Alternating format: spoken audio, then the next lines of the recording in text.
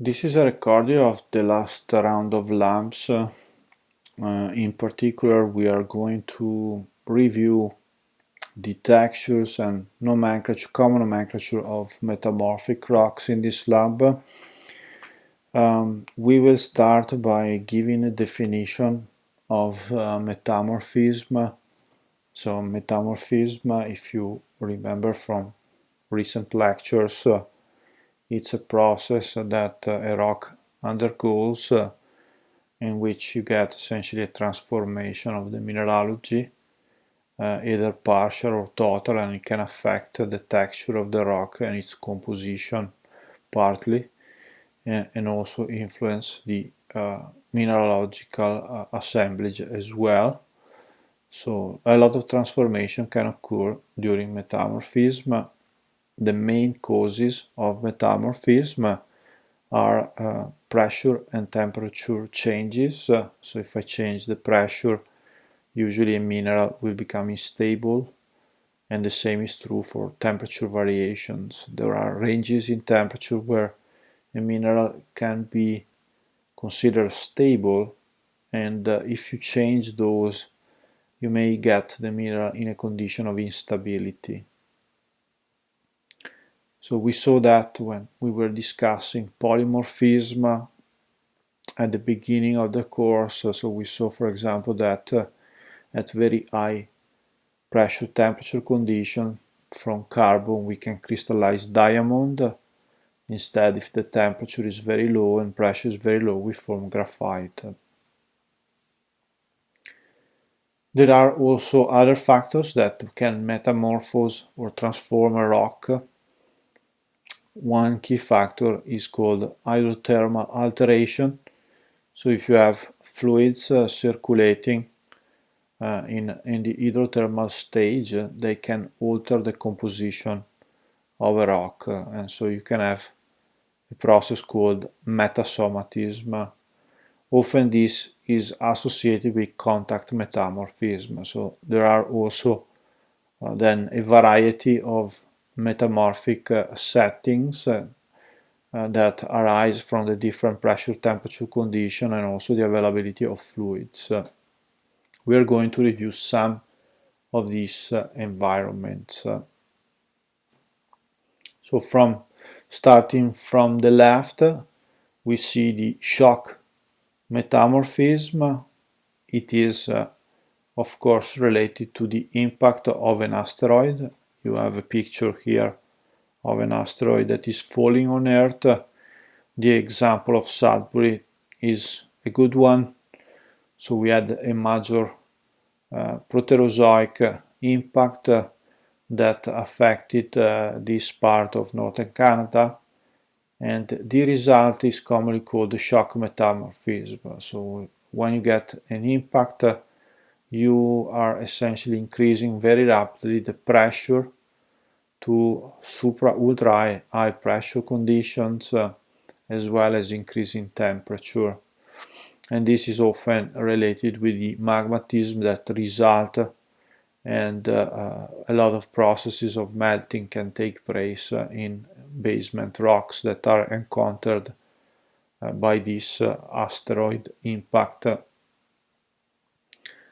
So quite often you have both heat and pressure wave or shock waves that can vaporize completely the mass of the asteroid, as well as producing large amount of deformation and changes in the mineralogical and structural composition of a rock that is impacted.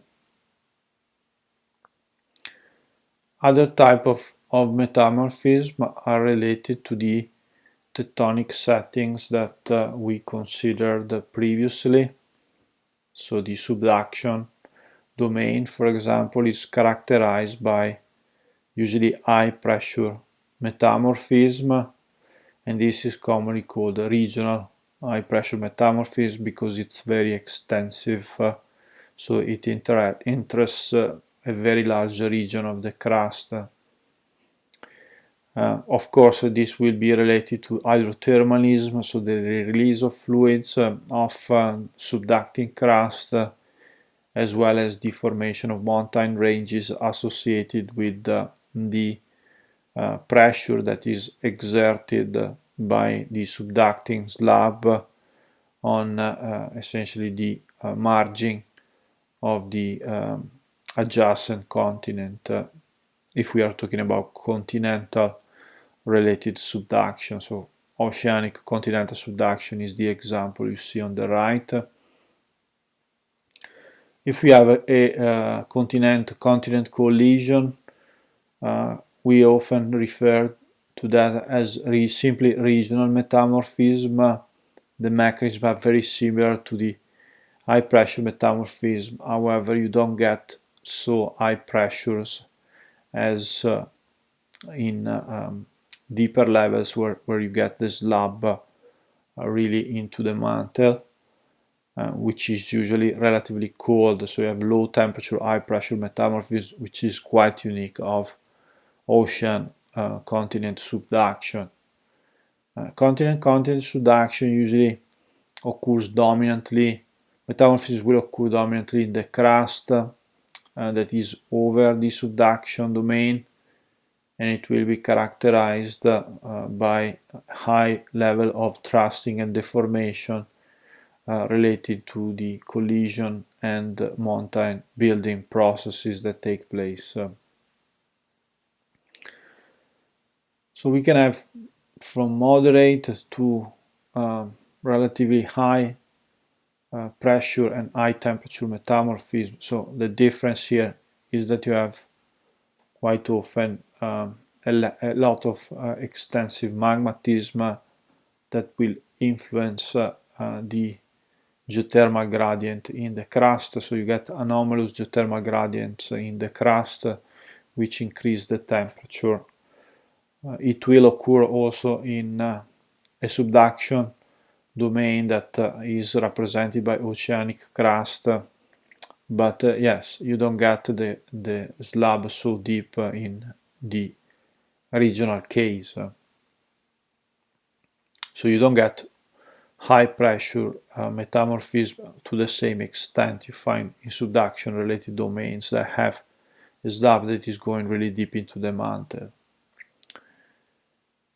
Other types of metamorphism linked to oceanic crust are certainly the seafloor metamorphism. So in mid-oceanic ridges, since the mantle gets very close to surface, we tend to form quite a bit of basalts there, and the crystallization of basalts occur with a major and extensive interaction with seawater, which is the development of essentially a convective circulation, and usually this is accompanied by extensive hydrothermal alteration. So we have high temperature and availability of fluids will drive this type of metamorphism, which involves a significant amount of serpentinization and chloritization of the basalts, for example.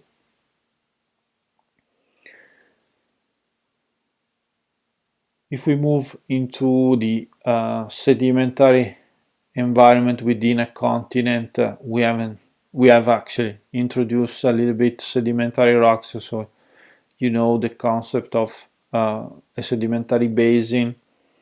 So often you get stratified rocks in those contexts, and we form a sedimentary basin either in oceanic settings or intracontinental settings. This example is a continental one.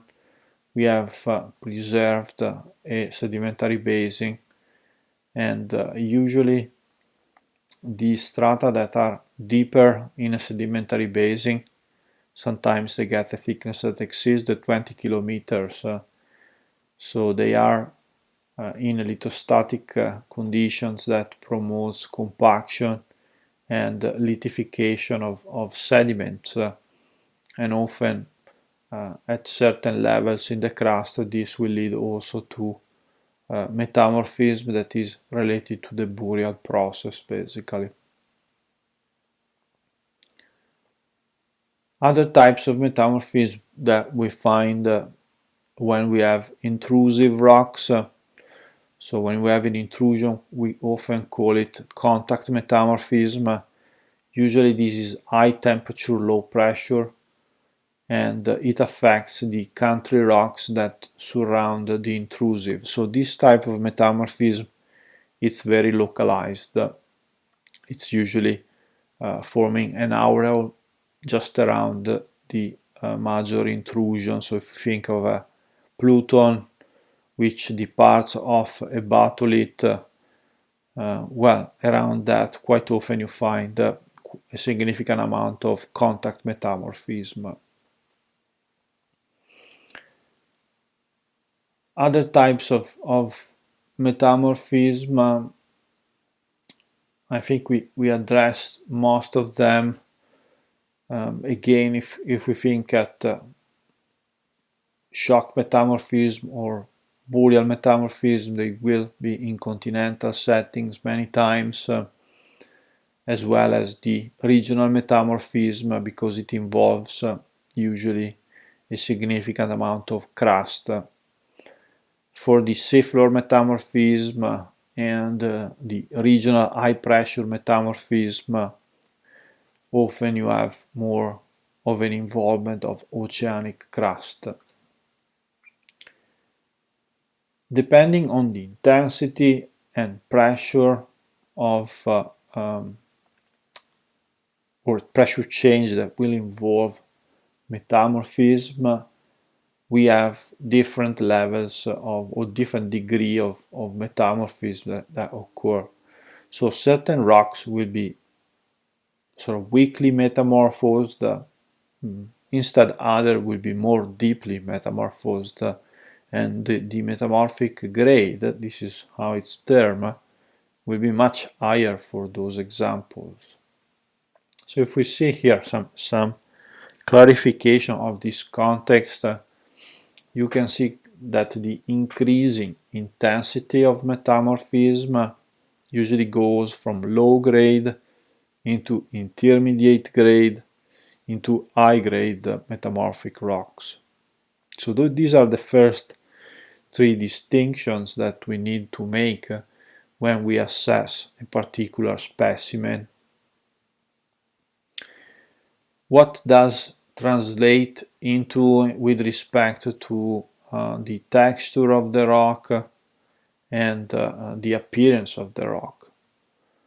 Well, this is commonly a function of crystal size as well as a term called foliation. So the existence of foliation and the coarseness of foliation are the key aspects. In fact, often we go from foliation, which is relatively thin, so we have a very, very subtle sort of repetition of layers in the rock that we can recognize, and these often can turn into banding when we have thicker layers that becomes more similar to bands within this specimen. Another factor is how much the rock shines. Very often the increase in crystal size in a metamorphic rock will lead to a more shiny luster. So we get that the rock reflects more easily the light, and this is in response to the production of coarser size phyllosilicates. So phyllosilicates, we'll see, are a key mineral that forms, or a mineral family that forms in metamorphic rocks. So you have to think of muscovite, biotite, chlorite, all those phyllosilicates really are instrumental for the identification of the metamorphic grade of these rocks, as well as the development of other silicates. So we'll see for the more high-grade banded rocks. For example, the abundance of amphibole is a key aspect for the classification of some of these high-grade rocks. In terms of nomenclature, we are quite lucky for metamorphic rock because we have just a few terms. So they're simpler from that standpoint, and the classification is more process related, and it's again dependent on the layering that we can recognize in the rock, as well as some of the appearance, textural appearance, such as the luster of the specimen and the shift again between a close spacing of the foliation versus banding. The first rock that we will review is called Slate, and it's the rock that has the lowest metamorphic grade. We then have phyllites, which are intermediate between a schist and a slate, and then we have between a phyllite and a migmatite, a schist, and a gneiss, which is a German term basically for the definition of these highly banded rocks. You can see at the bottom the difference in terms of spacing between layers that are very much similar to bedding in a rock, but often you will see that they are more complex because they can be heavily deformed. When they are so deformed, they are commonly termed schistosity or banding. In relatively low-grade rocks, we rather talk about cleavage, like we did for minerals, but here these are not fractures. There is a big difference. This latey cleavage represents an iso orientation due to deformation and recrystallization of the minerals. So mostly phyllosilicates will tend to reorient in planes that are orthogonal to the maximum compressive stress. So if you look at the first example of a slate, you can clearly see that the rock is quite fine-grained, and often it breaks into layers, so it's a bit similar to the cleavage that we see in some of the phyllosilicates again, so the muscovites, the biotites, but usually it's more dull in color, so it's not as reflective as biotite, which can be resinous in luster, and it's really black usually. Here we rather have a more sort of less smoother surface, and still though these rocks are quite fine-grained, but they're not very reflective, and often it's possible to recognize different sets of cleavages in the rock. In this particular example, it's well evident a set of cleavages that runs pretty much orthogonal to the surface of this rock. So this could be potentially early bedding, and then we have a set of cleavages that develop orthogonal to the bedding, which is a good indication that this is a metamorphic rock. So remember, a slate will be not really shining a lot, so it doesn't reflect a lot. The light's quite dull, and commonly it's very dark and very fine grained. So what produces the cleavage? So this linears you can see, which is also called a penetrative fabric because it goes through the entire specimen. You can still recognize it at different levels, and so it's very penetrative. And yes, this cleavage is essentially a realignment of phyllosilicates such as chlorite or biotite, which will get reoriented again in response to compression. and recrystallization of some of the minerals.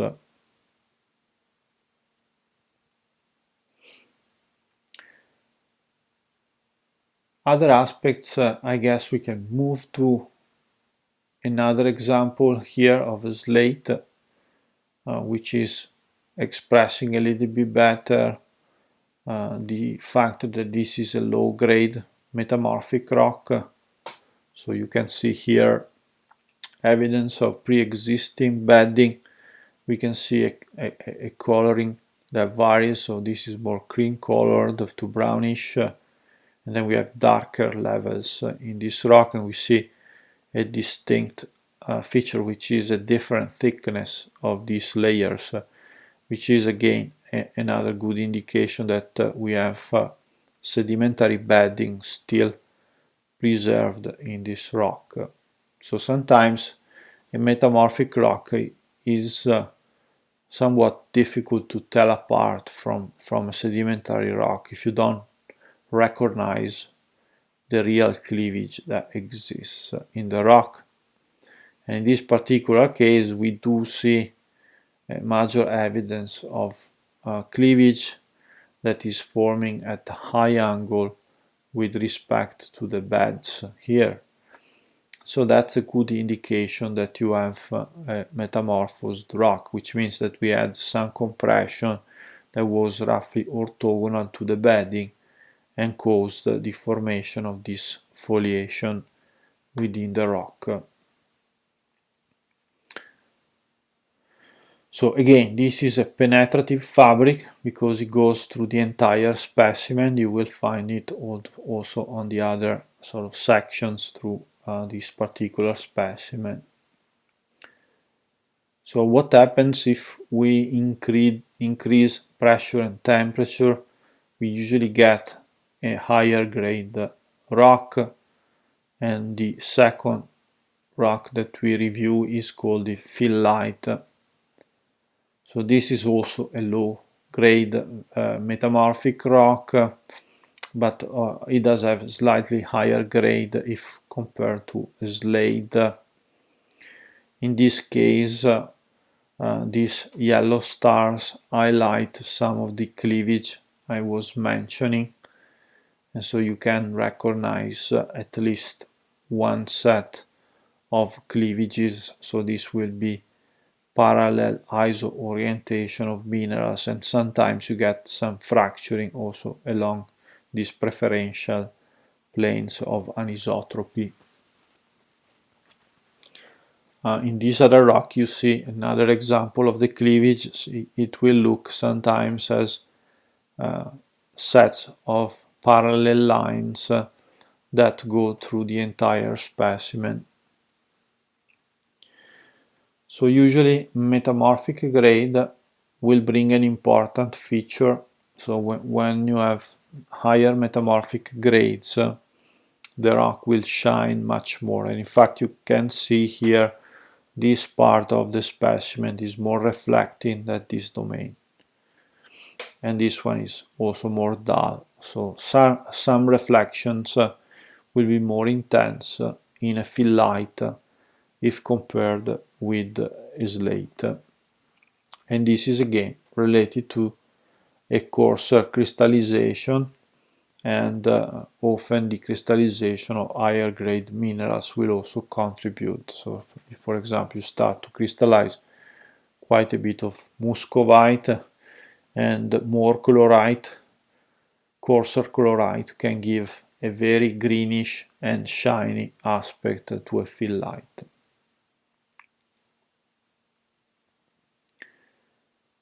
If the deformation proceeds more extensively, many times the cleavage will become a granulation, so you have microfolding that develops in a metamorphic rocks that is relatively low grade still. But if you have significant amount of compression taking place, and this will be a differential stress, we will tend to form a granulation cleavage. So a granulation cleavage are all these lines which are commonly orthogonal to the maximum compressive stress again. Granulation usually represent the crest of microfolds, which are upright folds that form again in response to the compression of this rock. If the compression increases even further, we start to have a higher degree of crystallization, and so we get into more intermediate to high grade rocks, which is for example schists. So we call them schists. Schists start to have a major separation, so you will recognize darker layers in the rock as well as more leucocratic layers. So if I use the terms that we learned, this will be more melanocratic layers and more leucocratic layers. So you have effectively that the foliation becomes more of a schistosity, and so this is why we term them schists. In this case, the composition is more represented by a relatively mafic assemblage, so we have darker layers represented by recrystallized amphibole and biotite, and the white parts or white bands are represented by plagioclase. So this, when it was in its original protolithic composition, it was likely either a tonalite or a granodiorite, essentially granitic rock. Sometimes a schist can get to relatively high grades as well. Usually this is distinguished by considering the presence of what we would call in an igneous rock phenocrysts, so these larger crystals in a more crystalline matrix, a more fine-grained matrix. So very similar concept, but this is not a porphyry and these are not phenocrysts. So we call them porphyroblasts because they are related to the recrystallization and new formation of minerals during metamorphism. So this is not produced during a magmatic process. So there is no melting in this rock, remember, unless you have extremely high grades. Very limited melting is involved in metamorphism, and it occurs also only when you have really high grades. So in this case it's quite evident the presence of garnet because of the classic reddish color. So dark red to purple is common. The almandine or pyrop varieties of garnet will have this color and are commonly found in these metamorphic rocks. So garnet, remember, it's a cubic mineral, it's fairly hard gemstone quality, so it's going up to 6.5 to 7 depending on the variety of garnet, and it's also usually cubic, so it will form well-rounded crystals. Many times dodecahedrons are found, so it's never prismatic, always really equant in terms of habit, and also relatively dense because it's a high pressure mineral. The muscovite is also well evident in this specimen. We have abundant muscovite, so you will recognize it because it's low hardness, so on the order of 2.5, and quite often it's very silvery to perlaceous or pearly in terms of luster, so easy to identify, and also of course it does have a single cleavage. So in this case the garnet has strong force of crystallization because you have larger crystals that grew first. Many times they grow expanding the foliation, or in some cases they grow over the foliation. It will depend really on the type of metamorphism and deformation associated with that metamorphic event. But yes, the garnet usually is a sign that you have medium grain to high grade metamorphism that is entering into the pressure temperature ranges that are typical of this environment. So medium to high grade is definitely represented by abundance of garnet, which is useful for their classification. But yeah, the fact that you have still a fine grain will sort of maintain the classification. Many times we add the Porphyroblasts, so we could call this rock a garnet muscovite schist, depending on really the porphyroblast, dominant porphyroblast, and the dominant mineralogy of the matrix of the rock.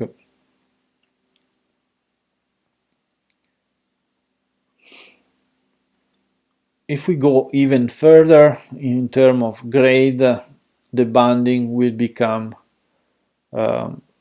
more thicker. Okay, so thicker banding.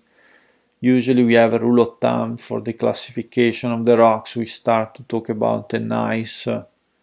If these bands, if you can find a single isolated band that is greater than a centimeter, we usually term that as a gneiss. In reality, many times you can find rocks that will have limited banding, but they will be very coarse. That is also a criteria quite often used for the identification of gneissic rocks. But this is a good rule of thumb if you have layered rocks like this and you are sort of unsure between a schist and a gneiss. You can use this rule. So if you find bands exceeding the centimeter, it will be a gneiss, classified as a gneiss. As I was stating earlier, if we get higher grades, we tend to have also even thicker bands, and sometimes you get a major separation in the color of the rock. So you get domains that are extremely dark and others that are more leucocratic. And so we start to talk about what are called melanosomes and leucosomes.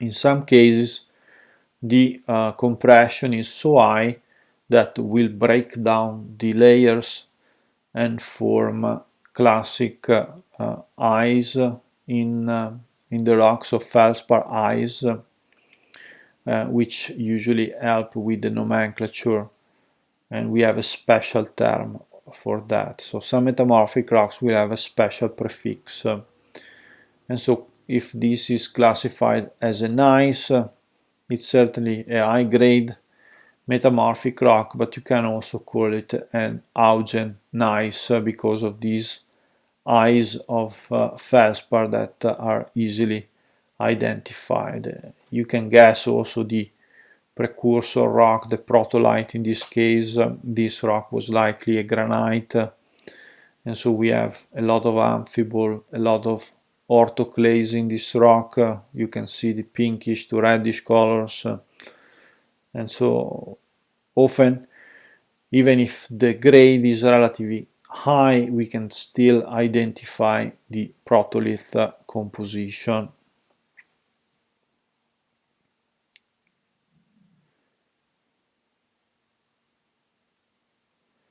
Some other examples here of a biotite quartzo-feldspathic gneiss. So we have a different composition. Here we have much more biotite. You will see this very cryptic fine grain tabular minerals that are very dark black in color, but they're not as thick as we were seeing before. So these are bands of biotite, and of course you can test for hardness and distinguish those from amphibole quite easily. There is also extensive gray domains in this rock, which are clearly plugs of quartz, which is in this case anhedral. And we have also feldspar veins, so autoclave veins that are quite remarkable in this case. So these are, rather than veins, it's more appropriate to term these as leucosomes. And so here we have an interesting example of bands that are quite significant, so we can get bands that exceeds the several centimeters in some cases,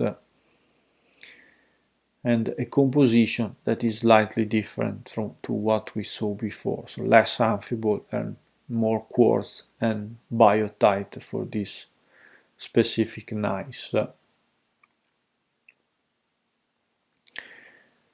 There are also non-foliated metamorphic rocks. If you remember, I mentioned that we have a type of metamorphism that is low pressure and high temperature, which is the contact metamorphism. So since the foliation in a rock is the result of a sudden increase in pressure, which causes deformation of the rock and realignment of minerals and recrystallization, when you have instead a case in which you have only a rise in temperature and potentially the interaction with hydrothermal fluids related to an intrusive, well, in that case we tend to form non-foliated metamorphic rocks. So these are simpler rocks usually. They're relatively coarse in grain size, and they will have mostly ice-oriented crystals. So it's pretty much similar to what we saw in terms of granitic rocks, very similar sugary textures. In this we find four main groups.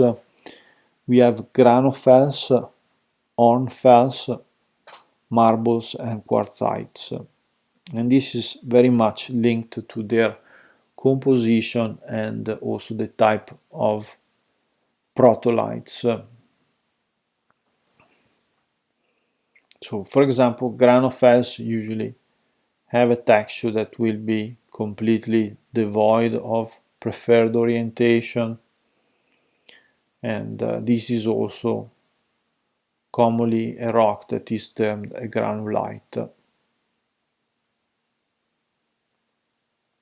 Let's give some examples. So you see here a clear example of a rock that was likely a granitic rock. You can recognize the texture with some of the feldspars still preserved in the rock, and also some of the quartz plugs. But in this case we have some additional minerals that are more darker green, that have replaced some of the existing mineralogy. And so we have metamorphic minerals that overprint a pre-existing granitic rock. So what do we see? Quite often you have the calcic plagioclase is converted in, for example, pyroxene that is highly calcic in composition, which is quite unusual for a quartzo-feldspathic rock of this type, so highly fractionated, and many times you have an increase in amount of silicification. So we have addition of silica as well that can occur in granophytes.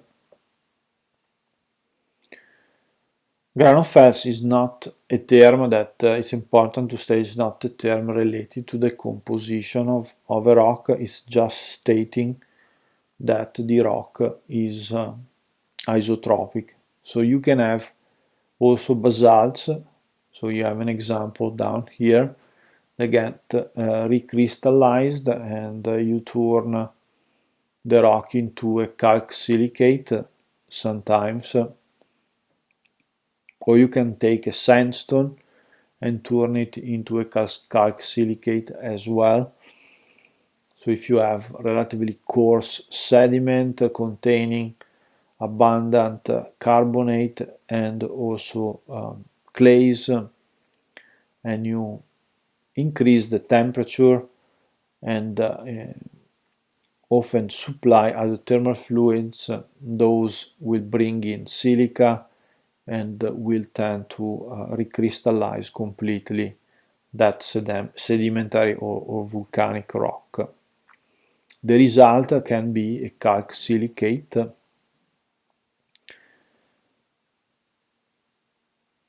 You can recognize calc silicates because they contain calcite, so you will be able to test and check if the reaction with acid occurs.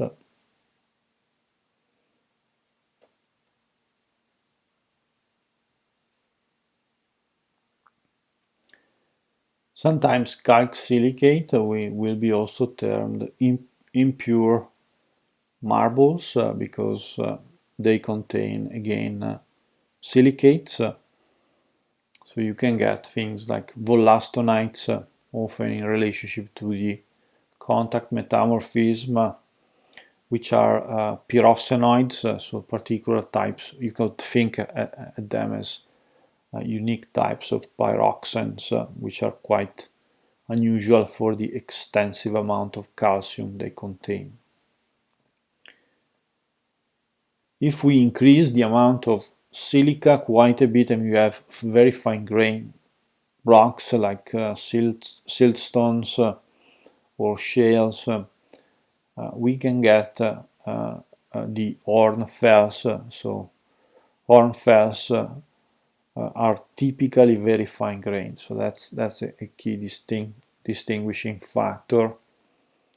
And again, they tend to occur at the contact, so around a pluton.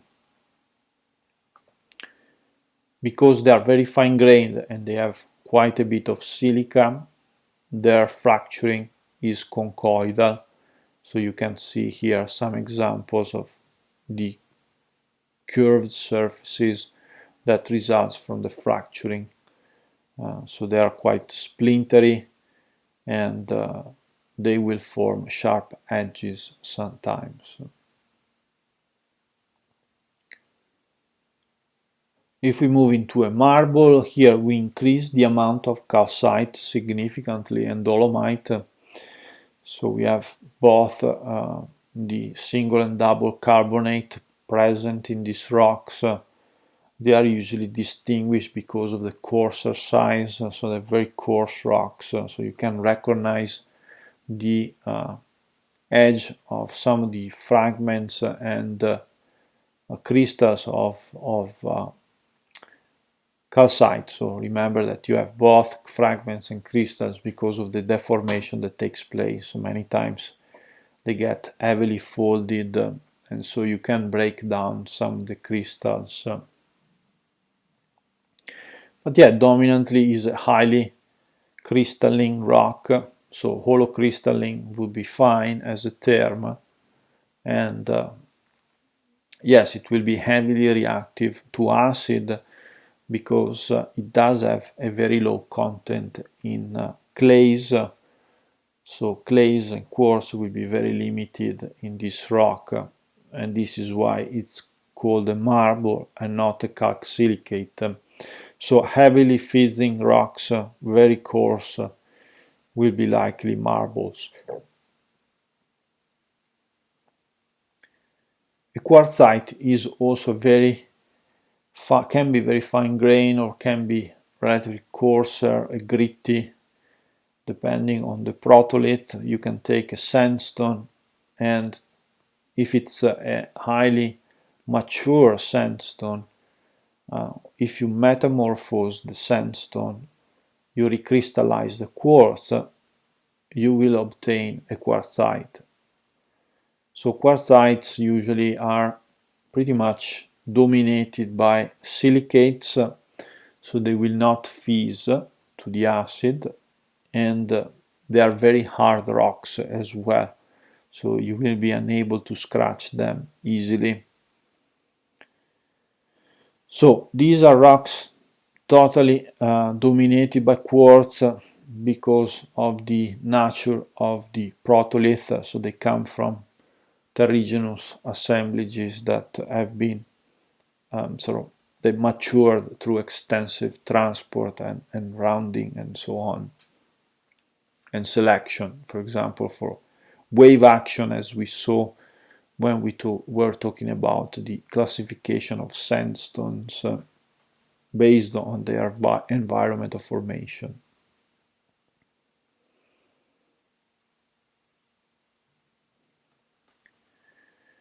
We have also additional restricted terminology that is used for specific metamorphic rock types. These are commonly rocks that are forming in unique environments. So for example, the amphibolites usually will involve relatively mafic assemblages and can form also from sedimentary wakes.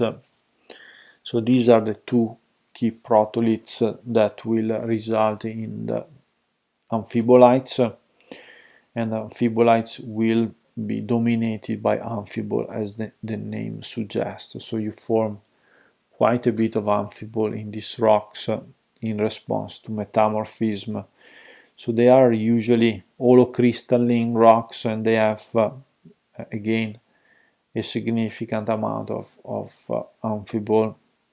Serpentinites are rather rocks that form as a result of alteration of ultramafic rocks such as peridotites. Blue schist, we talked about them earlier when we were having that lecture on subduction zones. So they will form in high pressure, low temperature domains when they come off mafic igneous rocks or relatively mafic grey wake protoliths. Skarn is a term that can be quite comprehensive, but usually involves rocks that have a carbonate composition. So you can take, for example, marbles or granopels. There is some overlap with skarns. Migmatites are usually rocks that are extremely highly metamorphosed, and they involve also partial melting.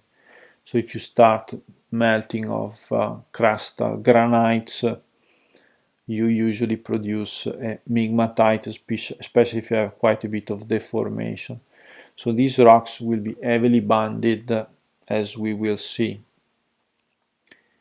And they have quite unique features, such as the evidence of melting. If we look at amphibolites, we can see they are pretty dark rock assemblages. So there will be rocks that are derived from mafic protoliths. So you can think, for example, at the basalt, or for instance, a sedimentary rock that originated off basaltic rocks. So dismantling of either metamorphic or igneous parent rocks that are relatively mafic in composition will produce relatively mafic sedimentary assemblages such as grey wakes. And yes, these assemblages quite often will be favorable for the production of amphibolites. So that's your amphibolite term, and some of these rocks are sort of recognized by the ISO orientation of prismatic minerals, which are dominantly amphiboles. So the amphiboles will get aligned, but sometimes they produce what is termed as a lineation. So rather than having planes that are penetrative and go through the entire rock, we tend to have still a penetrative fabric, but it's more linear, and so you will see lines only on one of the surfaces. If you look at another section of the same rock, you will not be able to see any planes essentially cutting through the rock. This is because all the amphiboles are essentially forming prisms across the entire three-dimensional structure of the rock. So this is common in most gneissic rocks. They essentially lose foliation planes and they develop lineation, which are commonly sort of stretching in a preferential direction. Another common feature of amphibolites is the presence of garnet. So you have small garnets. In this specimen, I have this picture is illustrating better the presence of garnet. So you have a metamorphic mineral that is growing within the amphibolite, which is a newly formed mineral. So these rocks will have also relatively little amount of phyllosilicates. We tend to have dominantly amphibole, as the name suggests. If we make another example of these unique rocks, we can talk about serpentinites. If you remember, I mentioned that serpentinization is a common process in basalts and peridotites.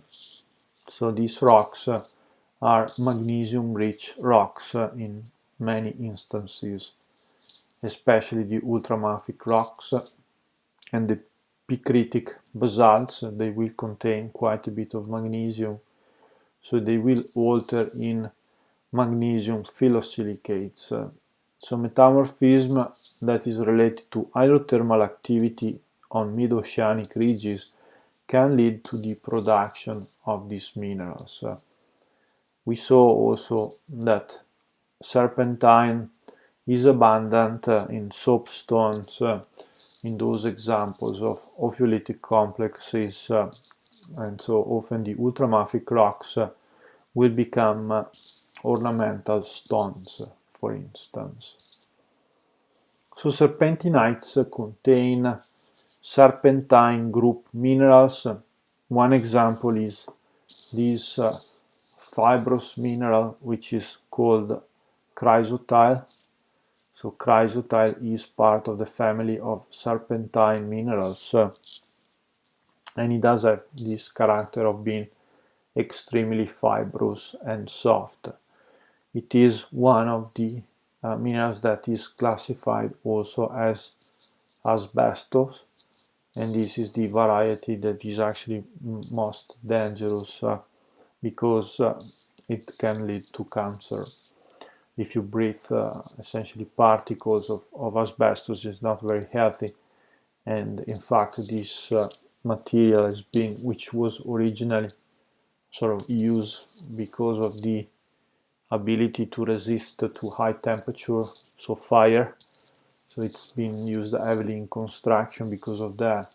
So it's a refractory mineral, but also it's kind of easy to work with it because of its softness. So you can build essentially easily panels with asbestos, which can act also as insulation systems. So yes, lots of properties that are favorable, but unfortunately, if you breathe small particles, they will actually fit perfectly in your lungs, and this is annoying because of the interactions that occur and potential cancer may arise of asbestos. So common to sort of refer to this mineral as a relatively dangerous mineral, and because of that it's been decommissioned, and many buildings today get essentially assessed for presence of asbestos. Okay, so serpentinites, remember, they're made up by these classic serpentine group minerals, which are also very soft, so similar to gypsum on the order of 2, between 1 and 2, because you can sort of count in also talc, so many times you get talc in these rocks together with serpentine. Another image here of greenish serpentine. It will be very greasy to the touch because of its softness, soapy, and quite translucent, so has vitreous translucencies in some cases. And so this is a classic alteration of a basaltic rock. In this example, you can see here some of the precursor rock, very fine grain, basaltic, very dark, and the greenish blacks are actually the initiation of the alteration, which is leading to the production of serpentine.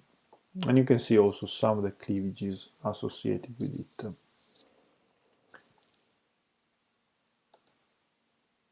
If we look at rocks that form in subduction settings, so subduction related settings, in deeper settings where we have the devolatilization of the subducted slab, we have conditions that have usually low temperature and high pressure, and this is favorable for the blue schist phases. So blue schist will form in these settings, and it's characterized by sodic pyroxene and sodic amphibole. So many times you will call rocks like this as glaucofen schists because you list as a prefix the most abundant mineral, and in this case is this bluish glaucofen, which is a sodic amphibole, and then again you have likely epidote in this rock, or abundance of serpentine again, that will be characteristic of the hydrothermal alteration that occurs in these crustal rocks that have been buried at significant depth. So remember, the blue schist stand for the blue amphibole, so the glaucofen that is contained in these schistose rocks. And yes, these rocks are sodium rich because of the fact that they come from surface where we had, or they have been enriched with superficial fluids. So seawater contains a lot of sodium in potassium, and so a lot of the sodium gets trapped and is preserved in sediments that then get metamorphosed during subduction. A skarn is also an interesting rock. It's usually coarser in size. Remember this key rule: whenever you metamorphose a rock, you tend to have a significant amount of recrystallization in the rock, and this leads to coarser grain size. So skarns are contact metamorphism rocks. You get essentially metasomatism taking place with an intrusion that has magma and liberation of hydrous phases. So CO2, for example, is liberated off an intrusion. So often in skarn you will find both silica and quartz, silicification and also presence of carbonates, and also the calc silicates will be dominant. So a combination essentially of quartz and calcite. We can see here quite a bit of cleavage. So I'm guessing really that this is dominantly a carbonate. We would have to test this rock, but also we find this brownish mineral, which is a common feature of skarn. So the presence of garnet, which is growing in an unusual setting, and this is linked to the high temperature of the aureole that surrounds an intrusion. So in contact metamorphism rock we find quite a bit of calcic garnet, and so the variety I believe it's called grossularia, so you can check that, but grossularia should be a calcic garnet, and also yes, it's listed down here, so it's correct. And also you get other interesting minerals such as epidote, tremolite, which is a calcic amphibole. So calcium is quite abundant in all the different silicates that form in these rocks, even diopside. So I think this greenish mineral could be actually diopside that is contained within this skarn. So coarser grain size, no clear foliation in the rock, and this characteristic calcium-rich mineralogy will help you with the identification of a skarn. Here is we have a pyroxene skarn, so pyroxene-rich skarn as another example. So where is the pyroxene? All those dark spots that you see, so peppery like rock, and in this case it looks like a marble that has been contaminated or let's say metasomatized by a fluid, and so you have a formation of silicates in response to that, in association with the recrystallization of a carbonate that leads to the formation of a coarser carbonate-rich rock, which is your marble. So all this whitish domain will be calcite, but it's a relatively impure rock because of the content in pyroxene that is highlighted by these darker sort of silicates or mafic minerals.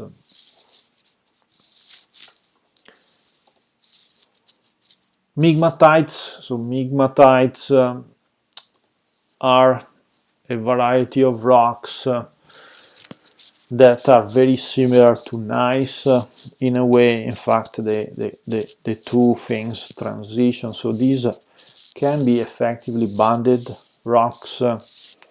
So they are, although sort of a specific type of rock in a way, because they represent the partial melting of a crust. So crustal rock can be partially melted. We saw that in subduction dominated environments that have continental crust involved. If you remember the magma ponding process, production of abundant gabbros that will ignite tonallitic magmas that then sort of form large magmatic chambers in the crust. So this is again a triggering for granitization, so the consumption of crust, and this consumption, since it occurs in a domain that is uplifted, it involves also quite a bit of deformation.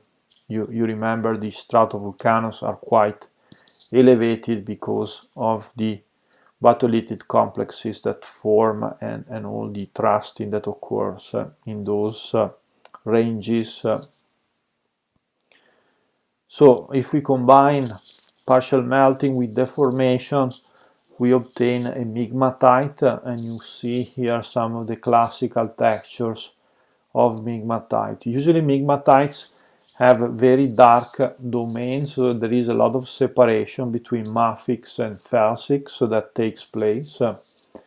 And you see also evidence of melting or partial melting of these examples. So in this case we have, for example, here abundance of stigmatic and isoclinal folding that is occurring in veins of feldspar that are actually a product of the partial melting. So you redistribute all the leucocratic material and form leucosomes that are the result of this partial melting.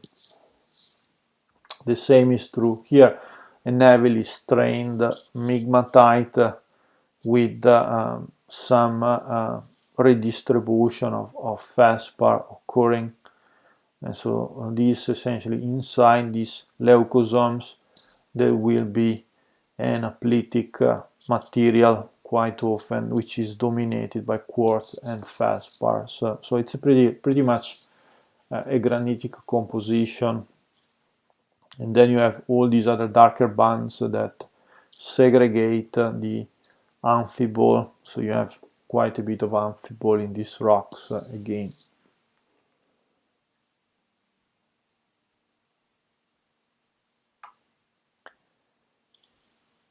Additional modifying terms are also present. As we mentioned originally, if we have large crystals, we call them porphyroblasts. So if you have a lot of them, you can call the rock a porphyroblastic rock. And this is again related to these larger crystals.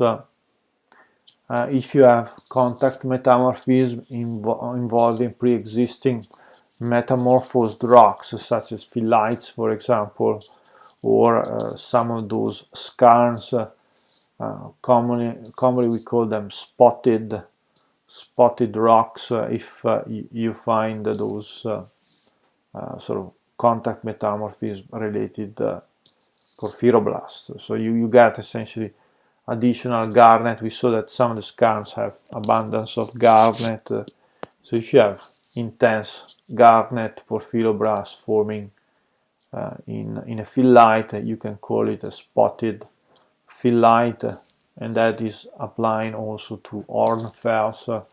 So if you have a relatively fine-grained siliceous rock that is altered by a metasomatic event close to an intrusion, that will potentially develop abundance of garnet. Calcic garnet can form, and this will make the rock really spotted. So we have an example with a phyllite here. You can see all these dark black and rounded minerals. So those are garnets. And also the matrix is very micaceous, very fine grain, and you can see the foliation of this rock and some of the cleavage, which is quite intense. So you could classify the rock as a phyllite, but then a secondary metamorphic event that is more a contact metamorphism has increased the amount of garnet in the rock, so you have quite a bit of garnet forming, and so you can call it a spotted phyllite in this particular example. Additional modifying terms, we saw already the ogen gneiss. So remember that if you have a rock that has these eyes of feldspar forming, and this is a beautiful example, I think, from Germany, and yeah, this is really a classic ogen gneiss. So you have very coarse rocks, so it's easy to call it a gneiss because of that. although there is still some foliation preserved, it's very discontinuous. So many times when you're migrating from a rock that is a schist into a banded rock, you will have a phase in which defoliation becomes more discontinuous, and this is a good example of this process. So this is really a rock that is crowded with feldspar, so it could have been originally an alkaline granite that had a significant amount of deformation taking place. You can see that the rock is heavily deformed because the original feldspar, which was part of the precursor rock, is forming ovoids, which are the result of recrystallization. And also we see quite a bit of fractures forming inside these cores of feldspar. So it's evident when you have a lot of deformation, you will have that some phyllosilicates and also amphibole can sort of mimic these larger and harder porphyroblasts, and they will basically wrap around those. Another example of pretty much the same similar texture. So this is still an augen gneiss, although we are getting close to a migmatite in this particular case. And I'm saying that because we have sharp distinction in color, so we start to develop more significant banding in the rock, and see these are more continuous bands, and also we do see quite a bit of segmentation of some of the layers. So here the grade is I think increasing even further. So you have here also other sort of terms that will look at, grain size, color, some of the chemical aspects. So you can call a metamorphic rock aluminous, calcareous, mafic, felsic, etc. So, but remember that we have, some examples in which most of the names will be referring to the grain size and the major minerals that are contained in the metamorphic rock. So if you describe those in this with this sort of approach, I think that will be fine. And there is also a last thing. If you know the protolite quite often, you can also use that to call the rock, and you will add the prefix which is meta to the name of the protolith. So a metabasalt is an example, a metagranite could be another example. So essentially you take the name of the sedimentary or igneous rock and then you add the meta as a prefix.